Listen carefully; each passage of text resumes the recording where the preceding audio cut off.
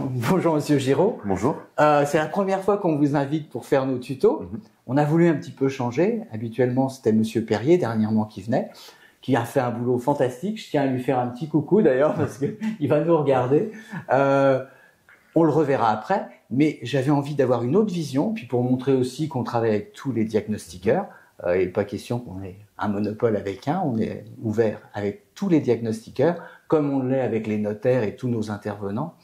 Donc, j'avais envie d'avoir votre position avec votre angle sur l'évolution, par exemple, du métier de diagnostiqueur, et puis comment vous voyez les choses. Donc voilà, avoir une autre vision. Ça, c'est une question qui tombe plutôt à pic, puisque en ce moment, on est dans un grand changement dans les diagnostiqueurs, avec tout ce qu'on entend sur les contrôles, les faux, on va essayer de l'amélioration des DPE. Donc c'est vrai qu'aujourd'hui, il faut être de plus en plus précis, de plus en plus drastique, et puis les normes le demandent aussi aujourd'hui. Donc moi, l'évolution, je la vois plutôt positive. D'accord. On vérifie, on parle surtout de DPE, de plus en plus de choses, on va de plus en plus dans le détail aujourd'hui. Et ils sont de plus en plus fiables, on peut dire ça ou... Aujourd'hui, on est, nous, de plus en plus contrôlés. Ouais, ça par contre, c'est sûr. Donc, en toute logique, ils devraient être de plus en plus fiables. Avec tout ce qu'on nous impose aujourd'hui, on peut plus rien faire sans qu'il y ait une moulinette derrière, sans être contrôlé. On est contrôlé tous les ans. Donc, normalement... ça devrait aller en s'améliorant. Le risque pour le consommateur que je défends un peu, c'est que vous soyez tellement prudent que finalement ça détériore la note des diagnostics. C'est pas un risque. Aujourd'hui, c'est un gros risque. C'est un gros risque. Moi, je le vois de plus en plus dans les biens que je fais, surtout au niveau de l'isolation, où on peut pas aller se projeter tant qu'on n'a pas de preuves. Donc, je dirais, alors c'est pas forcément évident à mettre en place, mais le meilleur moyen, c'est de nous permettre d'avoir visu sur l'isolation, l'installation d'une petite trappe, l'installation d'un petit endroit où on va pouvoir quand voir. C'est du placo, alors on peut ouvrir une prise, mais vous avez le droit d'ouvrir une prise pour regarder ? On n'a rien le droit de toucher. Normalement, on ne touche pas par sécurité. Après, le propriétaire, lui, peut nous faciliter certains accès. D'accord, ok. Donc, il faut que le propriétaire soit à côté de vous, en fait. Si possible. Et puis, c'est vrai que moi, c'est ma façon un peu de voir les choses. Discuter beaucoup, parler avec le propriétaire, parce que lui, il sait ce qu'il a fait dedans. On n'a pas le droit de prendre pour argent comptant ce qu'il nous dit. Par contre, ça peut nous mettre sur beaucoup de pistes. Et en prenant en compte ce qu'il nous dit, en allant voir un indice, 2 indices, 3 indices, là, pour moi, on peut partir sur une épaisseur d'isolation ou sur quelque chose. D'accord. Et puis, si vous pouvez voir les factures, ces choses-là, c'est... Les factures, c'est toujours mieux.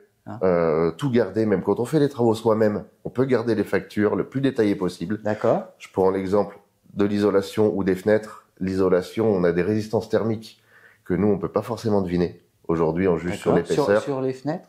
Sur l'isolation. Sur l'isolation. L'isolant, on juge sur l'épaisseur et puis après, on a un standard. Si on a le coefficient thermique de l'isolant, on peut le rajouter. Donc, c'est une information qui est en plus, qui est pas obligatoire, mais ça peut faire qu'augmenter la note. Sur les fenêtres, c'est pareil. On a l'épaisseur des vitrages et des lames d'air. La qualité du verre, on peut pas le voir sur place. Ce sera que des choses qu'on pourra avoir sur facture. Donc, franchement, il faut garder toutes vos factures même pour les présenter au diagnostiqueur, c'est ça ? J'ai monté moi-même, j'ai acheté, tout ça, il n'y a pas de problème. La facture Brico-Dépôt, elle va bien. Brico-Dépôt, ils sont pas très précis, mais à la rigueur, en fait, quand je parlais d'indice, on peut avoir la facture Brico-Dépôt, le descriptif à côté. Si les deux correspondent, moi, je prends. Ok, d'accord. Toutes les informations. La photo du rouleau avec ses caractéristiques dessus. Même des photos de travaux. Des photos de travaux avec pourquoi pas 1 mètre et une épaisseur d'isolation. Ça, c'est tout à fait possible. Ah ouais, ok. Donc, faut pas hésiter à blinder le dossier avec des éléments. Au pire, il y aura des choses qui serviront à rien, c'est pas grave. Mais il y aura des choses qui serviront et auxquelles les gens pensent pas forcément. Il y a un nouveau algorithme, comme il y en a souvent, et qui va vous empêcher même de voir la lettre jusqu'à la fin de votre travail. Aujourd'hui, à partir d'aujourd'hui, il y a un gros changement. Donc, normalement, on doit rentrer toutes les données qui concernent le bâtiment. Et à la fin, au moment du calcul, normalement, on n'aura plus la lettre. Ce qui est fait, d'après les communiqués, pour éviter qu'on soit soudoyé, pour éviter qu'on joue et qu'on améliore sensiblement pour passer à la lettre supérieure. Donc, pour rendre, normalement, donc vous allez faire ça en aveugle. Et alors, la lettre, elle va tomber quand vous allez clôturer le dossier? Sans pouvoir parce qu'on peut toujours retoucher un dossier. La bonne question. Aujourd'hui, moi, j'ai appelé mon éditeur de logiciel, même eux ne savaient pas comment ils allaient faire. Il y avait plusieurs pistes d'évoquer, ou alors on allait pouvoir calculer, voir la lettre, mais être pisté sur toutes les modifications qu'on ferait après, pour être sûr qu'on joue pas à 1 centimètre d'isolation, qu'on joue pas. Oh là là là là là. Tout ça, normalement, pour fiabiliser le DPE.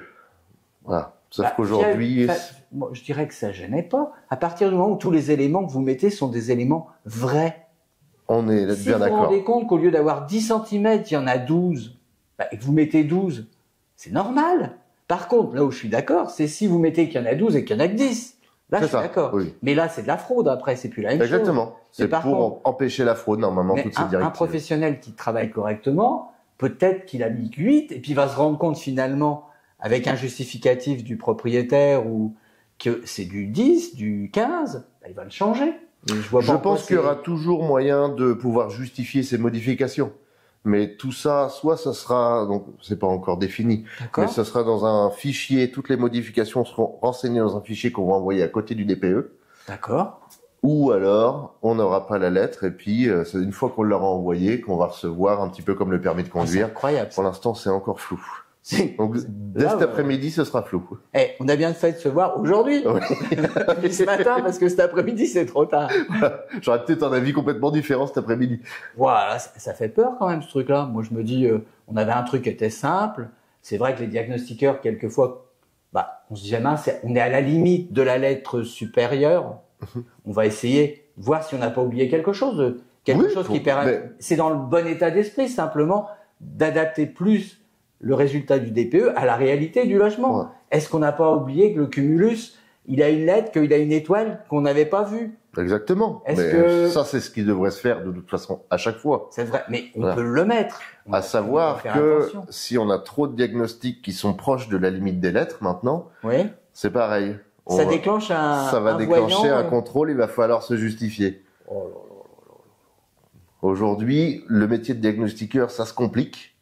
Mais ce qui est terrible, c'est qu'on part, mais comme des fois dans nos métiers, sur le principe que les professionnels sont des escrocs, entre guillemets, qui ne font pas bien leur travail. Alors que la majorité des professionnels que je connais, et tous ceux que j'invite d'ailleurs, c'est des vrais pros qui travaillent bien, on peut leur faire confiance. Et plutôt que de leur faire confiance, on leur met des contraintes supplémentaires, toujours et toujours. Aujourd'hui, ce qu'on reproche, c'est que de plus en plus, on est contrôlé, contraint, surveillé, justement pour éviter la fraude. Oui. Alors que nous, ce qu'on réclamerait, c'est une meilleure formation de base. Parce que quand on sort de formation, on ne sait pas travailler si on n'a pas suivi un ancien, si on n'a pas fait un peu de terrain. Et c'est comme ça qu'on apprend la plupart des métiers. Dans tous les métiers. Pourquoi pas une formation avec un stage obligatoire, une formation diplômante, ou des vraies connaissances en thermie. La thermie, on l'apprend après, quand on s'y intéresse. Parce que l'intérêt, c'est les conseils que vous pouvez donner à vos clients. C'est ça. Pour qu'ils améliorent finalement leurs résultats. Pour moi, le but, c'est de faire un DPE et de proposer aux clients de faire quelques travaux pour améliorer la lettre et pour qu'ils vendent mieux aussi, parce que pour moi, l'intérêt du DPE, c'est l'amélioration énergétique. Oui. On n'est pas là pour donner une lettre pure et puis... Non, c'est pas une sanction. Ce qu'il faut, c'est pas le vivre comme une sanction, mais c'est un moyen d'améliorer les choses. Oui, et puis à l'heure d'aujourd'hui, on est dans la rénovation énergétique, on est dans toutes ces choses-là, et les gens, la plupart de mes clients, moi, sont très intéressés par les conseils que je leur donne, et les travaux, ils les font avant la vente. Et tout à l'heure, vous me disiez, moi j'ai même été surpris, que quel pourcentage des clients qui font les travaux? C'est énorme. Moi, j'ai à peu près 80% des gens qui font... Alors, c'est des petits travaux, mais c'est une partie d'isolation qui n'avait pas été faite, qui pourrait engendrer des risques aussi, qui est comblée, ou alors c'est une petite amélioration, parce que la plupart des gens veulent vendre en toute sérénité et en toute confiance avec l'acheteur.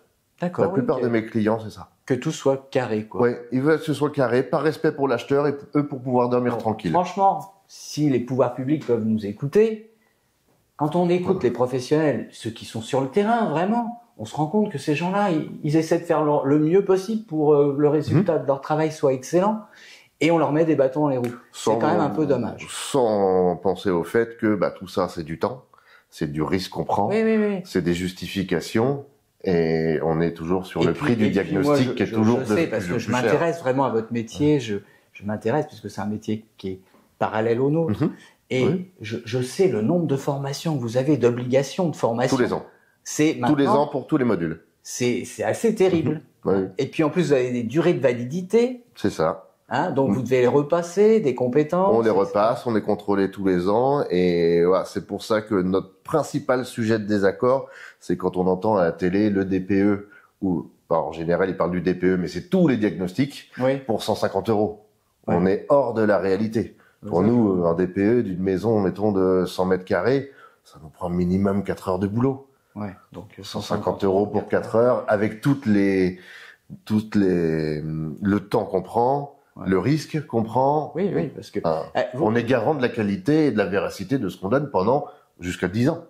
D'accord. Vous vous engagez pendant 10 ans, bien sûr. Et puis c'est à la durée du. Voilà. Enfin, théoriquement, parce que les DPE qui durent 10 ans, compte tenu qu'ils changent les réglementations, voilà. Il n'y en a pas beaucoup. On n'est pas à l'abri d'un gros changement et qu'on commence tout. Et qu'on commence et que ça dure pas jusqu'à 10 ans.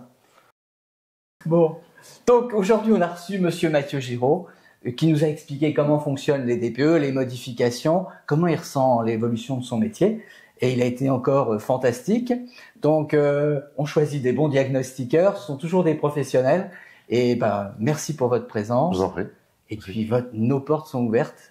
Vous pouvez venir quand vous voulez. D'ailleurs, vous venez pour faire des diagnostics. Assez régulièrement. Assez régulièrement. Merci encore à vous. Je vous en prie. Et puis, un prochain tuto, je pense qu'on va avoir encore besoin de vous. À bientôt. Au revoir.